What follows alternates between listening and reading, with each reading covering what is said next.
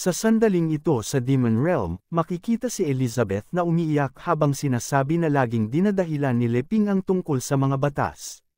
Dahil dito, naisip niya na sa mga mata ng isang creator tulad ni Leping, ang nararamdaman niya para sa kanya ay walang ipinagkaiba sa malamig at walang pusong mga batas. Habang iniisip niya ito, pumatak ang kanyang luha sa lupa, at dahil dito, biglang napuno ng mga damo at bulaklak ang kanyang paligid. Kasunod nito, naupo siya roon at ipinagpatuloy ang kanyang pag-iyak. Habang napapamura, napatanong siya sa kanyang sarili kung kailan pa siya naging ganito kaiyakin, dahil lamang sa nararamdaman niya para kay Leping. Naisip pa niya na nakakahiya ang kanyang ginagawa, dahil nalulungkot siya sa pagbabaliwala ni Leping sa kanyang nararamdaman. Kasunod nito, pinatibay niya ang kanyang sarili, sinasabing hindi kawalan si Leping sa kanya dahil kaya pa rin niyang mabuhay kahit wala ito. Sinabi pa niya na kawalan ni Leping ang kanyang pag-alis dahil mawawalan ito ng kalaban na kasing lakas niya. Habang nasa kalagitnaan ng kanyang pagdadrama, biglang naramdaman ni Elizabeth ang aura ni Emilia. Dahil dito, naisip niya na talagang nandito pa ang alaga niyang ito sa Demon Realm, kaya nagtataka siya kung bakit hindi pa nito nakukumpleto ang misyon na ibinigay niya rito. Matapos ito, mabilis siyang lumipad patungo sa direksyon ni Emilia.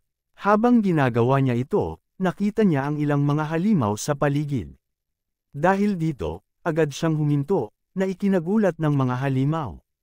Pagkatapos ay itinaas niya ang kanyang kamay, at sa isang kilos, lahat ng mga dark gears na nakakabit sa mga halimaw ay natanggal at nadurog. Matapos gawin ito, sinabi ni Elizabeth na ang maruruming magic na ito ay nagkalat sa paligid, kaya sinabi niya sa kanyang sarili na lilinisin muna niya ang lugar. Ngunit matapos sabihin ito, pinaalala niya sa sarili na hindi siya dapat manggialam dahil sa kasunduan nila ni Leping. Matapos namang maunawaan ito, agad niyang pinatitigil ang sarili, sinasabing kailangan na niyang gumising sa katotohanan, na hindi na siya makikipaglaro kay Leping. Sinabi niyang gagawin na niya ngayon ang gusto niya, at iyon ay ang paglilinis ng kanyang dating teritoryo. Makalipas ang ilang sandali, nakarating siya sa lugar kung nasaan ang katawan ni Emilia. Kasunod nito ay tinawag niya ito at tinanong kung ano ang ginagawa niya roon.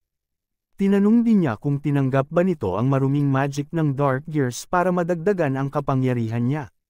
Ngunit sinabi rin niya na kung ginawa nga nito iyon, madi-disappoint siya rito. Nang wala naman siyang narinig na tugon mula kay Emilia, ninos siya at isinigaw ang pangalan nito. Gayunpaman, nanatiling walang reaksyon ang itlog na kinaroroonan ni Emilia. Dahil dito, ginamit ni Elizabeth ang kanyang kapangyarihan. Habang ginagawa niya ito, naisip niya na si Emilia ay dapat na mananatiling loyal sa kanya kahit anong mangyari, dahil sa kanilang master-servant contract. Kaya't imposible para rito na hindi sundin ang kanyang utos. Ngunit kasabay nito ay naisip din niya na ang hindi pagsagot nito ay maaaring nangangahulugan na may nangyaring masama rito. Ngunit itinanggi rin niya ang ideyang ito, sinasabing si Emilia ay nasa Demon King rank na, at bilang isang Golden Dragon, ang talento nito ay walang kapantay. Kaya kung makakaharap man ito ng kalaban na kasing lakas o mas malakas sa kanya, madali lamang para rito na tumakas. Matapos maisip ito, kinontrol ni Elizabeth ang kanyang itim na kapangyarihan patungo sa ilalim ng lupa. Makalipas ang ilang sandali, muli itong lumitaw, dala ang itlog na kinaroroonan ni Emilia. Sa pagkakita nito, nanatiling walang emosyon si Elizabeth. Sa halip, kinontrol niya ang kanyang kapangyarihan upang pakawalan ang itlog mula sa bilog na bagay na bumabalot dito. Matapos itong pisilin gamit ang kanyang kapangyarihan, nakawala na ito. Sa sandaling iyon, hinawakan niya ito, at sa paggawa nito tuluyang nabasag ang itlog. At tumambad sa kanya ang walang buhay na si Emilia. Matapos suriin ni Elizabeth ang katawan ni Emilia, napansin niyang nabura ang marka nito sa dibdib. Dahil dito, sinabi niyang mukhang masyado niyang minaliit ang Dark Guild, dahil napagtanto niya na ang life force at magic power ni Emilia ay naubos na, at konti na lamang ang natitira bago ito tuluyang maglaho. Dahil naman sa sitwasyong ito, ginamit ni Elizabeth ang kanyang kapangyarihan upang ibalik ang 1,000 taon ng lifespan na nawala kay Emilia, gamit ang sarili niyang lakas. Kasunod nito, nag-activate ang kakayahan ni Elizabeth na Force Resurrection. Matapos gawin ito, unti-unting damilat ang mga mata ni Emilia. Sa paggawa nito, agad siyang tinanong ni Elizabeth kung ano ang eksaktong nangyari at hiniling na ipaliwanag itong mabuti. Ngunit iba sa inaasahan ni Elizabeth ang naging tugon ni Emilia, tinanong nito si Elizabeth kung sino siya. Hindi pa doon natapos dahil tinanong din ni Emilia kung ano ang kanyang sariling pangalan. Dahil naman sa narinig na ito mula sa kanyang alagang dragon, nanlisik ang mga mata ni Elizabeth, dahil napagtanto niya na ang mga alaala ni Emilia ay kinuha lahat ni Malfoy. Kaya't sinabi niya na tatapusin niya ito. Kasabay nito, naglabas siya ng napakalakas na killing intent na naramdaman sa buong mundo. Samantala, matapos maramdaman ni Annie ang kapangyarihang ito ni Elizabeth, napatanong siya kung nandito rin ba sa Demon Realm ang kanyang sister Elizabeth. Naisip pa nga niya na baka naruroon ito dahil sa pagpapakawala niya sa Nine-Headed Hydra. Sa Sword Guild naman, tinanong ni White Sword ang Sword Saint kung naramdaman din ba niya ang makapangyarihang magic na iyon. Sinabi naman ng Sword Saint na hindi sila dapat mag-alala dahil kilala niya kung sino ang may-ari ng makapangyarihang magic na iyon. Sa lugar naman ng Elf Tribe, nagulat din ang mga tao doon dahil napagtanto nilang iyon ang Demon Queen. Naisip pa ni Elder Boss na marahil ay pumunta ito roon upang tingnan kung paano nila inaalagaan ang bagong sibol na Divine Tree. Sa isa namang lugar sa Demon Realm, makikitang natataranta ang isa sa mga kalaban mula sa Dark Sea.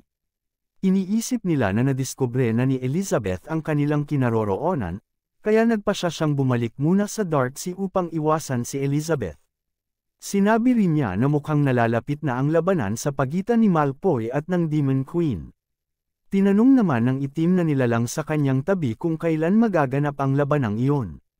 Sa isa namang di kilalang lugar, makikita ang isang tao na tila pinapanood ang mga nangyayari sa isang window screen. Tinanong niya ang kanyang sarili kung hinahamon ba sila ni Elizabeth. Dahil dito, tinanong niya kung pupuntahan na ba nila ito upang hulihin. Samantala habang nangyayari ang lahat ng ito, ay wala pa ring kaalam-alam si Liping. Sa halip, naluluha pa siya habang sinasabi na matapos ang kanilang paghihiwalay ay hindi niya mapigilan ang pagtulo ng kanyang luha. Balik naman sa lugar ni Elizabeth, makikitang medyo kumalma na ito at napapangiti pa nga. Dahil sa sandaling iyon pala, ay nakita niya at narinig ang sinabi ni Liping na hindi nito mapigilan ang pag-iyak simula noong umalis siya sa kanilang tirahan. Sinabi pa nga niya na mukhang nagpapakipot pa ang lalaking ito sa kanya. Ngunit ngayon, nahuli na niya ito at nalaman kung ano ang tunay nitong nararamdaman para sa kanya. Habang nasa gitna ng pag-iisip nito, muli niyang pinatigil ang sarili, sinasabing hindi ito ang tamang oras para sa mga ganitong bagay. Pagkatapos ay itinuon niya ang kanyang pansin kay Emilia. At matapos itong hawakan sa mukha, niyakap niya ito. Saka sinabi na hindi niya kailangang mag-alala dahil tutulungan niya itong mabawi ang lahat ng kanyang mga alaala. Samantala, sa isang lugar sa Demon Realm na tinatawag na Hell Volcano, makikita ang di mabilang na mga aktibong bulkan. Sa ilalim ng isa sa mga ito ay makikita ang Demon Lord Training Ground. Ang lugar na ito pala ang napiling pagtagwan ni Malfoy kasama ang binubuo niyang Peking Demon Queen. Sa sandaling ito, tinanong ng kanyang alagad si Malfoy kung bakit nananatili pa rin sila sa lugar na iyon. Sinabi naman ni Malfoy na nag-set up siya ng isang barrier dito na kasalungat ng sa Demon Queen, kaya hindi niya sila makikita dito. Nagtaka naman ang kanyang alagad at tinanong kung bakit. Dahil sa kanyang pagkakaalam, ang pinakalayunin ng kanilang guild at ang pangarap ng kanyang master ay ang muling makita at makasama ang Demon Queen na si Elizabeth. Ipinaliwanag naman ni Malfoy na dahil sa mismong bagay na iyon, hindi siya pwedeng makipagkita sa kanya ngayon. Dahil para kay Malfoy, masyadong importante si Elizabeth kaya hindi siya pwedeng makipagkita sa kasalukuyang kalagayan niya. Sinabi pa niya sa kanyang alagad na maghintay pa dahil hindi pa ito ang tamang oras. Naiinis namang tinanong ng kanyang alagad kung ano ang maaari niyang gawin para matulungan ang kanyang master na mabilis na maabot ang kanyang layunin. Ngunit sa loob-loob niya, nakikiusap siya na huwag itong magalit sa kanya dahil iniisip lamang niya ang ikabubuti nito. Nanatili namang kalmado si Malfoy at sinabi na hindi niya kailangang kumilos. Ipinaliwanag niya na ang nangyayaring ito ay parang isang laro, at kung sino ang may pinakamahabang pasensya at makapagtitiis hanggang dulo ang siyang mananalo. Sinubukan namang mga tuwiran ng kanyang alagad, ngunit bago pa niya masabi ang kanyang sasabihin, pinatigil na siya ni Malfoy. Sinabi nitong kapag naglaban sila ngayon ni Elizabeth, ang tanging makikinabang lamang ay ang iba pa nilang mga kalaban. Idinagdag pa niya na nagawa na niyang maghintay ng napakahabang panahon, kaya para sa kanya, ang bagay na hindi siya nagkukulang ngayon ay ang oras. Matapos sabihin ito, muling umilo ang mga mata sa kanyang likuran at sinimulang ipakita ang mga alaala ni Emilia tungkol kay Elizabeth. Habang pinapanood naman ito ni Malfoy, napapangiti siya, sinasabing makakaya pa niyang maghintay na magkita silang muli ni Elizabeth dahil napapanood pa naman niya ang mga alaala ni Emilia tungkol kay Elizabeth, na nagpapasaya sa kanya. Bagamat naiinis sa mga desisyon ni Malfoy, wala namang magawa ang kanyang alagad kundi sumang-ayon sa kagustuhan nito. Ngunit sa loob-loob niya, hindi niya kayang maghintay na lamang ng ganito. Naisip niya na kung ang mga tao mula sa Sword Saint Guild at iba pang mga puwersa ay magsama-sama, maaapektuhan nito ang kanilang mga plano. Kaya sinabi niya sa kanyang sarili na bago mangyari iyon, kailangang may gawin siya. Samantala, lumipat naman ang eksena kung saan makikita ang katatapos lamang maghiwa ng sibuyas na siliping. Ito rin pala ang dahilan ng pagluha niya noong nakita siya ni Elizabeth. Habang ginagawa niya ito, sinabi niyang dahil hindi siya makagawa ng puding ngayon para kay Elizabeth, ipagluluto na lamang niya si Elizabeth ng kanyang paboritong onion soup with garlic bread. Sinabi niya na nasisigurado niyang muli niyang mapapasaya si Elizabeth sa kanyang niluto.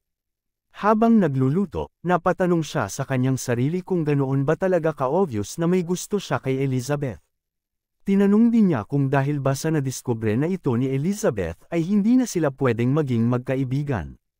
Pagkalipas ng ilang sandali, matapos niyang ihanda ang pagkain sa lamesa, matiyagang naghihintay si Liping. Napapatanong siya kung bakit hindi pa rin umuuwi si Elizabeth. Habang iniisip niya ito, biglang bumukas ang pinto kaya agad na lumingon si Liping at excited na tinawag si Elizabeth, ngunit sa kanyang pagkadismaya, ang dumating pala ay si Alpha at ang kanyang alagang aso. Dahil dito, tinanong na lamang niya ang dalawa kung nakita ba nila si Elizabeth sa labas. Abangan ang susunod na kabanata. Dito na po nagtatapos ang pinakabagong chapter. Kung nagustuhan niyo ang episode na ito, paki-comment naman ng heart at papindot na rin ng like, malaking tulong na yan para sa channel. At kung nagawa niyo na, maraming salamat sa inyong suporta. Hanggang sa susunod na episode, mga Lods!